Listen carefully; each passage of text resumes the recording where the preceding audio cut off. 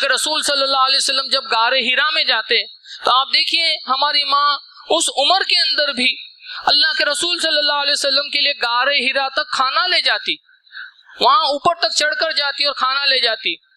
اللہ تعالیٰ کو یہ ادا اتنی پسند آئی کہ جب ایک مرتبہ وہ آنے والی رہتی ہے تو اللہ تعالیٰ جبرائیل امین کو بھیجتے ہیں، اللہ کے رسول صلی اللہ علیہ وسلم کو کہتے ہیں کہ جب خدیجہ رضی اللہ تعالیٰ عنہ آئیں گی تو ان سے کہنا کہ اللہ نے تمہیں سلام بھیجا ہے، اور اے محمد صلی اللہ علیہ وسلم میں جبریل میں بھی ان پر سلام بھیجتا ہوں۔ اعوذ باللہ من الشیطان الرجیم، بسم اللہ الرحمن الرحیم، یا ایتها النفس المطمئنہ ارجعی الی ربک راضیۃ مرضیہ فادخلی فی عبادی وادخلی جنتی، صدق اللہ العظیم۔ فاعوذ باللہ من الشیطان الرجیم، بسم اللہ الرحمن الرحیم، رب اشرح لی صدری ویسر لی امری واحلل عقدۃ من لسانی یفقہوا قولی۔ عزیزان گرامی، السلام علیکم ورحمۃ اللہ وبرکاتہ۔ ہم جانتے ہیں کہ 8 مارچ کو پوری دنیا کے لوگ یوم خواتین کا انعقاد کرتے ہیں، یا جس کو وومنز ڈے کہا جاتا ہے۔ لہٰذا آج ہم لوگ جو باتیں سماعت فرمائیں گے وہ انشاءاللہ اسی پیرائے میں ہوگی، اور یوم خواتین کے حوالے سے جو گفتگو کو چھیڑا جاتا ہے وہ 2 بڑے عنوان کے تحت ہوتی ہے۔ ایک تو یہ نعرہ لگایا جاتا ہے کہ عورتوں کو مواسات ملنی چاہیے، یا عورتوں کو مردوں کے برابر لا کے کھڑا کرنا چاہیے، اور دوسرا نعرہ اس بات کا ہوتا ہے کہ عورتوں کے حقوق گویا کہ وہ معاشرے نے سلب کر لیے ہیں، دبائے ہیں، اور عورتوں کو ان کے وہ حقوق ادا کیے جانے چاہیے۔ اب دیکھیے اسلام اس بارے میں کیا باتیں رکھتا ہے، یا اسلام کا اس موضوع کے تحت کیا لوگوں کے سامنے بات ہے، ہم اس کو انشاءاللہ آج رکھنے کی کوشش کریں گے۔ سب سے پہلی چیز ہم یہ جانتے ہیں کہ اللہ تعالیٰ نے انسان کی جو تخلیق کی، مرد اور عورت بنائے، تو فطرتاً دونوں کے اندر اللہ تعالیٰ نے یکسانیت نہیں رکھی۔ The Creator himself has created his creation such کہ مرد اور عورت فزیکلی جسمانی اعتبار سے برابر نہیں ہے۔ ہم جانتے ہیں قوت کے اعتبار سے، طاقت کے اعتبار سے اللہ تعالیٰ نے مردوں کو نسبتاً زیادہ طاقت اور قوت عطا کی ہے۔ آپ دیکھیے نا، ایک چھوٹی سی مثال لیجئے کہ گھر میں اگر رات کے وقت کوئی چور داخل ہوتا ہے تو بچہ فوراً کسے آواز دیتا ہے؟ والدہ کو آواز دیتا ہے یا والد کو آواز دیتا ہے؟ اسے پتا ہے کہ یہ چور سے مقابلہ کرنے کے لیے میرے والد زیادہ مضبوط ہے۔ تو اللہ تعالیٰ نے مرد اور عورت کو جسمانی طور پر تو ان کی تخلیق یکسانی طور پہ نہیں کی، اور ایک بات، صرف بات جسمانی نہیں ہے، ایموشنل سطح پر بھی آپ دیکھیے عورتوں کا ایموشنل لیول الگ ہوتا ہے، اور ایموشنز کے اعتبار سے مرد بھی جو ہے ایموشنلی الگ بیہیو کرتے ہیں۔ اگر بچہ رات میں رو رہا ہے تو عورت چونکہ اس کا ایموشنل کوشنٹ ہائی ہوتا ہے، وہ اس بچے کی فکر میں رات بھر جاگے گی۔ مرد کیا کرے گا؟ کچھ دیر جاگ کر وہ سو جائے گا کہ ٹھیک ہے آپ خیال رکھو۔ اور بھی بہت ساری مثالیں ہو سکتی ہے، لیکن اس کا ہرگز بھی یہ مطلب نہیں ہے کہ اسلام کہیں بھی عورتوں کو کام کرنے کی اجازت نہیں دیتا، یا اسلام عورتوں کو ورک پلیس پہ جانے سے روکتا ہے۔ اسلام جو چیز رکھتا ہے معاشرے کے سامنے اور سارے انسانوں کے سامنے وہ یہ ہے کہ ایک عورت جو گھر کی ساری ذمہ داری کو دیکھ رہی ہے، گھر کے سارے کام کر رہی ہے، اب اسی عورت سے اگر یہ کہا جائے کہ آپ یہ دوہری ذمہ داری کو ادا کرو، جاؤ اور باہر کما کر بھی لاؤ، تو بھائیوں اور بہنوں یہ تو ظلم ہے کہ اس عورت کو جو ایسے ہی فزیکلی مردوں کے مقابلے میں تھوڑی سی کمزور ہے، اس پر یہ دوہری ذمہ داری کا بوجھ ڈالا جائے، اور اسلام اس ظلم سے جو ہے وہ روکتا ہے۔ دوسری اصل چیز، اہم چیز جس کی طرف اسلام لوگوں کو متوجہ کرتا ہے وہ یہ کہ عورت کی جو عزت ہے، اس کی جو آبرو ہے، وہ اس کی سب سے قیمتی متاع ہے، اور اس کے معاملے میں کوئی کمپرومائز نہیں کی جائے گی۔ تیسری چیز یہ ہے کہ ورک پلیس پر اکثر ہم جانتے ہیں کہ بہت سارے بھیڑیا ایسے ہوتے ہیں جو عورتوں کی طاق میں ہوتے ہیں یا ان کا استحصال یا ایکسپلائٹیشن کرتے ہیں، تو اسلام اس کے خلاف بھی جو ہے وہ سخت آواز اٹھاتا ہے۔ دوسری چیز جو ہے جس کا نعرہ لگایا جاتا ہے وہ ہے حقوق نسواء، یا عورتوں کی جو حقوق ہے وہ ان کو ادا نہیں کیے جاتے، لہذا کیا کرنا چاہیے؟ عورتوں کو ان کے وہ حقوق ادا کرنے چاہیے۔ آئیے ہم دیکھتے ہیں کہ اسلام اس بارے میں کیا کہتا ہے۔ آپ دیکھیے، بحیثیت ماں اسلام یہ کہتا ہے کہ ایک ماں کا مرتبہ باپ کے مقابلے میں 3 گنا بڑھ کر ہے۔ اس سے بڑی عظمت کیا ہو سکتی ہے؟ دوسرا یہ کہا کہ تمہاری جنت تمہاری ماں کے قدموں کے نیچے ہے، یعنی جنت میں جانا نہیں جانا یہ اس بات پر منحصر ہے، ڈیپینڈ کرتا ہے کہ تم اپنی ماں کے ساتھ کیسا رویہ اختیار کرتے ہو۔ پھر اس کے بعد بیوی کے سلسلے میں یہ کہا گیا، اللہ کے رسول صلی اللہ علیہ وسلم نے حجۃ الوداع کے موقع پہ کہا کہ دیکھو اپنی بیویوں کے سلسلے میں اللہ سے ڈرتے رہنا، یعنی ان کے ساتھ تم کہیں ناانصافی کا معاملہ تو نہیں کر رہے ہو، کہیں ان کے کوئی حقوق کو تو نہیں دبا رہے ہو۔ اور پھر دوسری حدیث میں اللہ کے رسول صلی اللہ علیہ وسلم فرماتے ہیں کہ تم میں بہترین وہ ہے جو اپنی بیوی سے بہتر رویہ اختیار کرتا ہے، اور فرمایا گیا سب سے بہترین میں ہوں کیونکہ میں اپنی بیویوں کے ساتھ سب سے اچھا سلوک، بہترین رویہ اختیار کرتا ہوں۔ پھر آپ دیکھیے ایک بیٹی کے سلسلے میں اسلام کیا کہتا ہے۔ ہم جانتے ہیں کہ آج 21ویں صدی کے اندر جب یہ مانا جا رہا ہے کہ دنیا بہت ترقی کر چکی ہے، آج بھی بیٹیاں جب پیدا ہوتی ہے تو لوگوں کے چہروں کی رنگت وہ اتر جاتی ہے، وہ خوشی میسر نہیں آتی جو بیٹا ہونے پر ہوتا ہے، اور اگر پہلا ہی بیٹا نہ ہوتے ہوئے بیٹی ہو گئی تو لوگوں کی خوشی جو ہے وہ ایک دم پھیکی پڑ جاتی ہے۔ اور اس وقت جو وحشی اور جو درندگی کا مظاہرہ کیا جاتا تھا کہ بچیوں کو منحوس سمجھا جاتا تھا، لہٰذا انہیں کیا کیا جاتا تھا؟ اس دنیا میں زندہ رہنے کا کوئی حق نہیں تھا، انہیں زندہ درگور کیا جاتا تھا۔ آج ٹیکنالوجی کی مدد سے انسان کروئلٹی کی اس سٹیج کو پہنچا ہے کہ بچیوں کو تو دنیا میں ہی نہیں آنے دیتے۔ ایسے بھی بہت سارے واقعات ہیں۔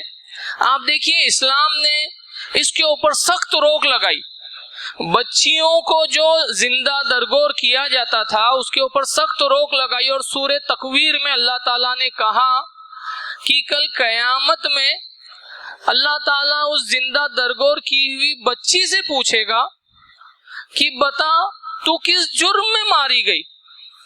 یعنی اللہ تعالیٰ کا غصہ اتنا زیادہ ہوگا، اتنے غضبناک ہوں گے اللہ تعالیٰ کہ وہ مجرم جنہوں نے یہ گھنونی حرکت کی ہے، اللہ تعالیٰ تو ان سے بات بھی کرنا پسند نہیں کریں گے۔ پھر بیٹیوں کے سلسلے میں جو حدیثیں مبارکہ ملتی ہیں اس کو ذرا سماعت فرمائیے کہ صحیح مسلم میں کہا گیا کہ جس کی 3 بیٹیاں ہوگی اور جس نے اپنی بیٹیوں کی بہترین تعلیم اور تربیت کی.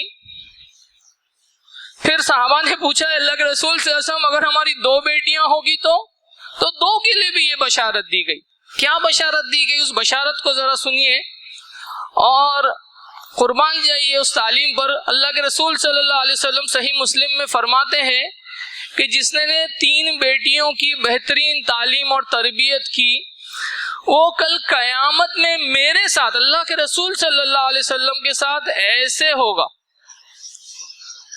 اللہ اکبر. یعنی جنت الفردوس، اور جنت الفردوس میں بھی اللہ کے رسول صلی اللہ علیہ وسلم کا ساتھ. کس کام کے نتیجے میں؟ اس دنیا میں اگر اللہ نے بچیوں سے نوازا ہے، بیٹیوں سے نوازا ہے، اس بات پر تو پہلے خوشی منائیے، کیونکہ اللہ کے رسول صلی اللہ علیہ وسلم کے بارے میں بھی یہی بات آتی تھی کہ آپ بے انتہا خوش ہوتے تھے. اور ان کی اگر بہترین تعلیم اور تربیت کا انتظام کیا جائے تب یہ کہا گیا کہ تمہارے لیے پھر جنت ہے. پھر بحیثیت بہن جو تعلیم دی گئی وہ کیا ہے کہ وراثت میں بہنوں کا بھی حق ہوگا. ہاں بھائیوں سے 1 درجہ کم، لیکن وراثت میں بہنوں کا حق بھی ہوگا. ذرا ایک چھوٹا سا حساب، چھوٹا سا میتھس کو دیکھیے آپ. ایک شخص ہے جو انتقال کر جاتا ہے، اس کا 1 بیٹا اور 1 بیٹی ہے، وہ اپنے پیچھے 75 لاکھ کی دولت چھوڑ جاتا ہے. لڑکے کو ملتے ہیں اس میں سے 50 لاکھ اور لڑکی کو ملتے ہیں 25 لاکھ. اب لوگ کہیں گے صاحب یہ تو کیا ہے، لڑکیوں کے ساتھ بڑی ناانصافی ہے. ذرا رکیے، بات ختم نہیں ہوئی ہے. وہ لڑکے کو جس کو 50 لاکھ ملے ہیں، اس 50 لاکھ میں اس کے اوپر کم سے کم 5 لوگوں کی ذمہ داری ہے، 5 لوگوں کے اور حق ہے. اس کے بیوی، اس کے بچے، اور اگر یہ بہن والد کا انتقال ہوا ہے تو بہن کی بھی کفالت کی ذمہ داری اس بھائی پر ہے. تو وہ 50 لاکھ اس کے خود کے نہیں رہے. ہاں لیکن وہ بہن کے اوپر اللہ تعالیٰ نے کوئی بوجھ نہیں ڈالا کسی کی کفالت کی، یعنی وہ پورے 25 لاکھ اس بہن کے اکیلے کے ہے. اور پھر دوسرا انتظام اللہ تعالیٰ نے کیا کیا، نکاح کے وقت مہر کا بھی انتظام کیا ہے کہ شوہر بھی کیا کرے گا، اپنی بیوی کو مہر عطا کرے گا. پھر ایک اور حدیث یہ سماعت فرمائی اور دیکھیے اسلام کی تعلیمات کیسی ہے. میں نے آپ کو بتایا کہ 3 بیٹیوں کے سلسلے میں اللہ کے رسول صلی اللہ علیہ وسلم نے کہا کہ جو 3 بیٹیوں کی بہترین تعلیم اور تربیت کرے گا اس کے لیے جنت ہے. بھائیو یہی بات نہیں ہے، بلکہ اللہ کے رسول صلی اللہ علیہ وسلم نے تو کہا جو 3 بہنوں کی بھی کفالت کرے گا، 3 بہنوں کی، یعنی اگر والد کا انتقال ہو گیا ہے اور بہنوں کی ذمہ داری کسی بھائی پر آتی ہے تو وہ اپنی بہنوں کی بھی اگر کفالت کرے گا، ان کی تعلیم اور تربیت کا دھیان دے گا، اچھے سے ان کی شادی کرائے گا تو اس بھائی کے لیے بھی جنت ہے. اب آپ بتائیے عورت کے لیے اس سے بڑھ کر اور کیا مقام اور کیا عزت کا مرتبہ ہو سکتا ہے. اور پھر جہاں تک بات رول کی ہے، ذمہ داری کی ہے، تو آپ دیکھیے اسلام نے تو عورتوں پر جو ذمہ داری دی گئی ہے وہ تو کتنی بڑی غیر معمولی ذمہ داری ہے. عورت کے اوپر صرف بچوں کی تربیت نہیں ہے بھائیوں اور بہنوں، بلکہ ایک پوری نسل کو تیار کرنے کی ذمہ داری عورت پر رکھی گئی ہے. اور آئیے ہم سیرت کے اندر دیکھتے ہیں کہ ہماری ماؤں نے اور بہنوں نے اس کردار کو کس طرح ادا کیا. امام شافعی رحمت اللہ کے بارے میں آتا ہے کہ وہ جب پیدا ہوئے تو ان کے والد کا انتقال ہوا اور بڑے غریب گھرانے میں تھے. والدہ نے یہ طے کیا کہ اس بچے کو میں اللہ کی راہ میں ایسے لگاؤں گی کہ یہ کچھ علمی خدمات بڑی انجام دے گا. 7 سال کی عمر میں امام شافعی قرآن حافظ ہوتے ہیں. کتنی؟ 7 سال کی عمر میں امام شافعی قرآن حافظ ہوتے ہیں. اس کے بعد ان کی والدہ کی یہ خواہش ہے کہ یہ بچہ چونکہ یہ ذہین ہے اور میں اسے اللہ کی راہ میں پیش کرنا چاہتی ہوں، اسے علم سیکھنے کے لیے خود سے دور بھیجنا ہوگا، مکہ سے دور بھیجنا مدینہ تک۔ کس کے پاس؟ امام مالک کے پاس۔ آپ سوچئے ماں کا جگر ذرا دیکھیے، اس وقت کیا ڈیسیجن، کیسے فیصلے کرتے والدین، بڑے اہم، یہ بات بڑی اہمیت رکھتی ہے کہ ہم اپنے بچوں کو کتنا پیمپر کرتے ہیں، ہے نا، چھوٹی چھوٹی چیزوں کے لیے کتنا پیمپر کرتے ہیں۔ اور یہاں پہ امام شافعی کی والدہ ہے جو علم کے حصول کے لیے اپنے اکلوتے لڑکے کو اپنے سے دور بھیج رہی ہے، اور ایک دو دنوں کے لیے نہیں بھائیوں، کئی سالوں کے لیے بھیج رہی ہے۔ اور یہ بھی نہیں ہے کہ وہاں سے بچہ واٹس ایپ کال کرے گا یا فون کرے گا، کوئی کمیونیکیشن کا کوئی معقول ذریعہ نہیں۔ پھر اس کے بعد کئی سال بعد جب امام شافعی علم سیکھ کر آتے ہیں تو چونکہ وہ اپنے استاد کے بھی چہیتے، بڑے تحفے طوائف انہیں دیے جاتے ہیں، اور جب وہ آتے تو بڑا ایک قافلہ جیسا ہوتا ہے جس پہ بہت سارے تحفے اور ہدیے ان کے ساتھ ہوتے ہیں۔ ان کی والدہ بڑی ناراض ہوتی ہے اور پوچھتی ہے بیٹا یہ سب کیا ہے؟ وہ جب کہتے ہیں کہ میرے استاد نے بڑی زبردستی بڑی محبت سے مجھے دیے ہیں تو میں انکار نہیں کر سکا۔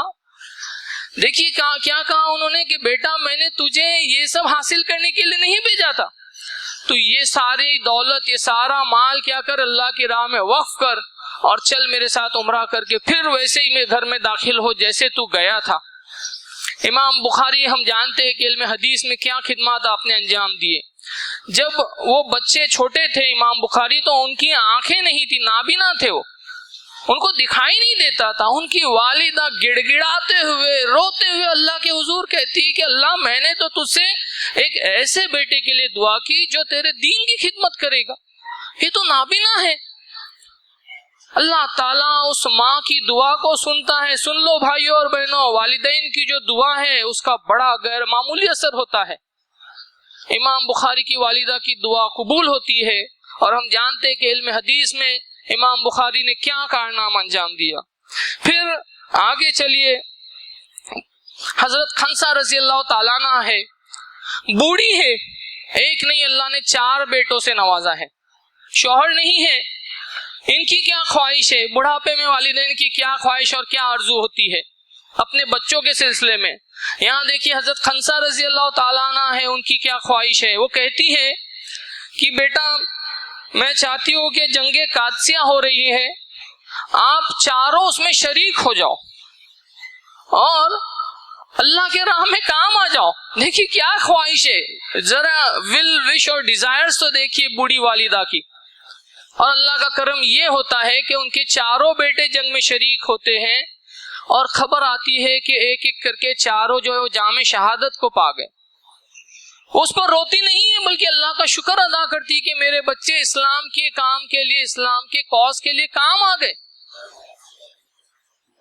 پھر عمارہ کے بارے میں آتا ہے کہ ان کے بیٹے حبیب بن زید، جب ان کو مسلمہ بن کذاب نے پکڑا جس نے جھوٹا نبوت کا دعویٰ کیا تھا، اور حضرت حبیب رضی اللہ تعالیٰ عنہ سے مجبور کر رہا تھا ان کو کہ تم کہو کہ حبیب مسلمہ جو ہے وہ نعوذ باللہ سچا رسول ہے۔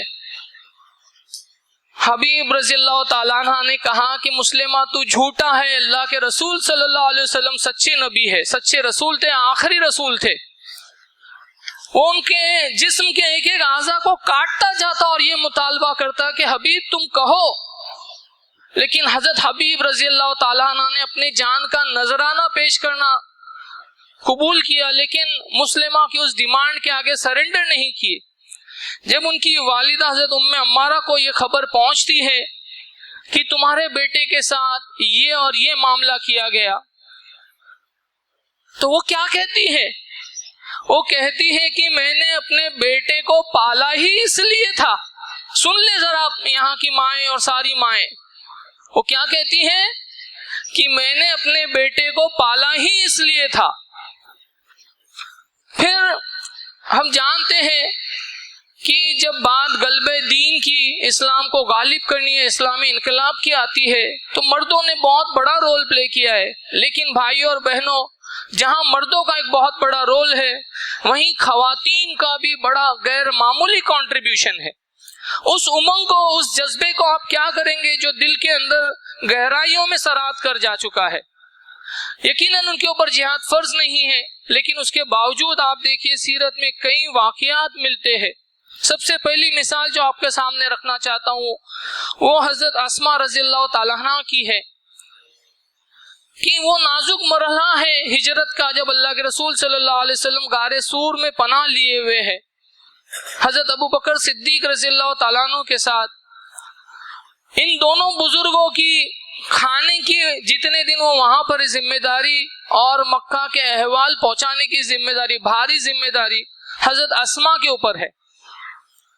آپ دیکھیے تین بڑی صفات بہادری کی ایسے حالات میں جس کو کہا جائے گا کہ ناکہ بندی لگی ہوئی ہے، وہ نڈر بچی جو ہے وہ کیا کرتی ہے، کھانا لے کر جاتی ہے غار سور تک. پھر اس کے بعد ہوشیاری، کس ہوشیاری سے وہ کھانا لے کے جاتی ہے، کس طریقے سے جانوروں کے ذریعے اپنے پیروں کے نشان کو مٹا دیتی ہے. اور پھر سب سے بڑھ کر رازداری کہ کس طرح اتنے بڑے راز کو جو اپنے سینے میں دبا کر رکھتی ہے. بلکہ یہ ہوتا ہے کہ ایک موقع پر کھانا لے جاتے ہوتی ہے، کھانا باندھنے کے لیے ان کے پاس کوئی کپڑا نہیں ہوتا ہے. ان کی جو نتاق، جو پھٹکا وہ پہنتی تھی، وہ جلدی میں اس نتاق کے دو ٹکڑے کرتی ہے، ایک سے اپنے کمر پہ باندھتی ہے اور ایک سے وہ ڈبہ کھانے کا جو تھا اس کو باندھتی ہے. اللہ کے رسول صلی اللہ علیہ وسلم جب یہ دیکھتے ہیں تو ان کو ذات النتاقین کا لقب دیتے ہیں، دو نتاق والی.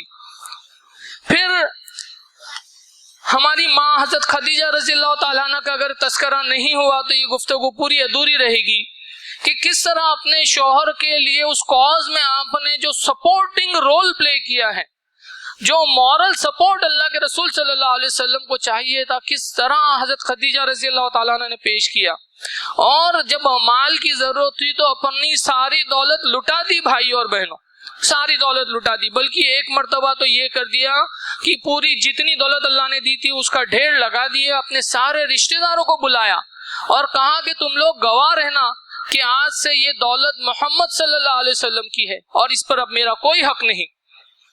پھر اللہ کے رسول صلی اللہ علیہ وسلم جب غار ہیرا میں جاتے تو آپ دیکھیے ہماری ماں اس عمر کے اندر بھی اللہ کے رسول صلی اللہ علیہ وسلم کے لیے غار ہیرا تک کھانا لے جاتی، وہاں اوپر تک چڑھ کر جاتی اور کھانا لے جاتی. اللہ تعالیٰ کو یہ ادا اتنی پسند آئی، اتنی پسند آئی کہ جب ایک مرتبہ وہ آنے والی رہتی ہے تو اللہ تعالیٰ جبرائیل امین کو بھیجتے ہیں. اللہ کے رسول صلی اللہ علیہ وسلم کو کہتے ہیں کہ جب خدیجہ رضی اللہ تعالیٰ عنہ آئیں گی تو ان سے کہنا کہ اللہ نے تمہیں سلام بھیجا ہے، اور اے محمد صلی اللہ علیہ وسلم میں جبریل میں بھی ان پر سلام بھیجتا ہوں. جب وہ یہ سنتی ہیں تو رونے لگتی ہے کہ اللہ مجھے پہچانتے ہیں، اللہ نے مجھے سلام بھیجا ہے. پھر اس کے بعد آپ دیکھیے تیسرا نام آتا ہے حضرت رفیدہ رضی اللہ انصاریہ رضی اللہ تعالیٰ عنہ کا. یہ پروفیشن سے ایک ڈاکٹر ہے بھائی اور بہنوں. اس وقت مدینہ کی one of the best doctors, بہترین طب، لوگوں کا بہترین علاج کرتی تھی، فری علاج کرتی تھی. اور نہ صرف علاج کرتی تھی، اپنے پروفیشن دوسروں کو فری میں سکھاتی تھی تاکہ بہت لوگ تیار ہو اور جب موقع ہو جنگ کا تو حضرت رفیدہ رضی اللہ تعالیٰ عنہ ڈاکٹرز کی اور نرسز کی ایک پوری ٹیم کو لے کر جنگ میں شریک ہوتی تھی اور زخمیوں کا اور بیماروں کا وہاں پہ علاج کرتی تھی. پھر اگلا نام آتا ہے حضرت ام شریک رضی اللہ تعالیٰ عنہ کا. لوگ کہتے ہیں کہ عورتیں کیسے دعوت دے سکتی ہیں، عورتیں کیسے گھروں میں جا سکتی ہیں، تو یہ صحابیہ کے بارے میں کیا کہنا ہے حضرت ام شریک رضی اللہ تعالیٰ عنہ کے بارے میں کہ یہ گھر گھر جا کے خفیہ طور پر لوگوں کو اسلام کی دعوت دیتی تھی مکہ میں. ہاں قریش کو معلوم پڑا کہ یہ ام شریک کیا کر رہی ہے، اس طرح سے لوگوں کو ہمارے دین سے پھیر رہی ہے. ان کو پکڑا گیا، ان کو سخت سزا دی گئی. کیسی سزا دی گئی؟ ان کو دھوپ میں کھڑا رکھا گیا، پیاس لگنے کے باوجود ان کو پانی سے محروم رکھا گیا. لیکن وہ اس جذبے سے باز نہیں آئی، وہ اس کام سے باز نہیں آئی. آخر ان کو مکہ سے نکال دیا گیا. پھر اس کے بعد آپ دیکھیے کہ ہماری ماں اور بہنوں نے جو علمی خدمات انجام دیے ہیں. ہماری ماں حضرت عائشہ رضی اللہ تعالیٰ عنہ کے بارے میں آتا ہے کہ آپ سے امت تک 2210 احادیث مروی ہے. کوئی معمولی بات ہے؟ نالج کا یہ ٹرانسفر 2210 احادیث کو یاد رکھنا اور امت تک پہنچانا، اور پھر اللہ کے رسول صلی اللہ علیہ وسلم کے انتقال کے بعد تقریباً 50 سال کی آپ نے عمر پائی. ان 50 سالوں میں آپ نے امت کی زبردست علمی رہنمائی کی ہے بھائیوں اور بہنوں. اور یہ جو علم کا سلسلہ ہے یہ آگے کو بھی چلا. یہ آتا ہے کہ اسپین کے اندر جو محل تھا قرطبہ کے اندر، اس میں ایک سیکریٹری تھی جس کا نام تھا لبنہ. اس وقت جب پرنٹنگ پریس بھی نہیں ہوتی تھی تو لبنہ نے 5 لاکھ کتابیں جمع کی تھی. اس نے اتنا بڑا کام کیا کہ 5 لاکھ کتابوں کو اس نے جمع کیا. ایک کتاب لکھی گئی ہے جس کا نام ہے المحدثات. اس کتاب میں یہ بات آتی ہے کہ علم حدیث کا جو کام ہوا ہے اس میں تقریباً 9000 خواتین نے رول پلے کیا ہے. 9000 خواتین نے. اور زیادہ دور مت جائیے، آپ گوگل کیجئے ایک نام کیرولین واکر کا. یو ایس اے کے اندر ابھی ٹرمپ کی جو حکومت تھی اس میں یہ جج تھی، جج، اور پورے پردے کے اندر وہ جج بنی. اور وہاں جو حلف لیا جاتا ہے وہ عام طور پہ لوگ بائبل پڑھ لیتے ہیں. اس خاتون نے قرآن کے اوپر حلف لیا یو ایس اے کے اندر. تو ہماری ماؤں اور بہنوں نے زبردست رول پلے کیا کہ اگرچہ ان پہ جہاد بھی فرض نہیں تھا لیکن جہاد میں بھی شریک ہو کے. آپ دیکھیے حضرت اسماء بن یزید انصاریہ رضی اللہ تعالیٰ عنہ کے بارے میں آتا ہے کہ یرموک کی جنگ میں انہوں نے خیمے کے کھمبے سے 9 آدمیوں کو قتل کر دیا. اور بھائیوں اور بہنوں، ایک خاتون جنت جس کے تذکرے کے بغیر یہ پوری گفتگو ادھوری رہے گی، وہ ہے حضرت ام عمارہ رضی اللہ تعالیٰ عنہ.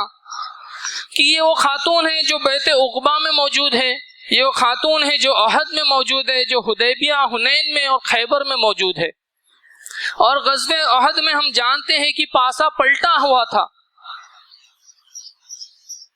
اس وقت جب معاملہ بڑا نازک تھا، حضرت عمر رضی اللہ تعالیٰ عنہ روایت کرتے ہیں کہ اللہ کے رسول صلی اللہ علیہ وسلم خود فرماتے ہیں کہ میں احد میں ام عمارہ کو کیا دیکھتا ہوں، میں دائیں دیکھتا ہوں تو ام عمارہ لڑتی ہوئی نظر آتی ہے، میں بائیں دیکھتا ہوں تو ام عمارہ لڑتی ہوئی نظر آتی ہے، میں سامنے دیکھتا ہوں تو ام عمارہ لڑتی ہوئی نظر آتی ہے.